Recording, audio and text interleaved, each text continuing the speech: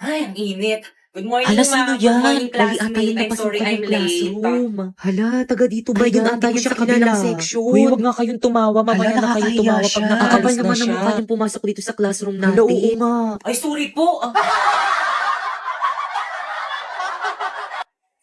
Okay, class, welcome to our first day of school. So, any question? Ma'am, ako po, ma'am. Yes, Ano ma'am? pong kulay ng notebook namin?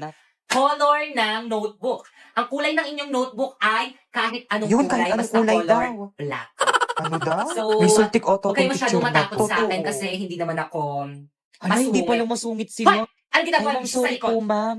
Nagkukwentuhan lang po kami. Tumayo nga kayo. Ay, ma'am, sorry po. Nakikita niyo nagsasalita ako, Ay, ah. ma'am, sorry po Bastos, talaga, bastos niyo. ma'am. Labas!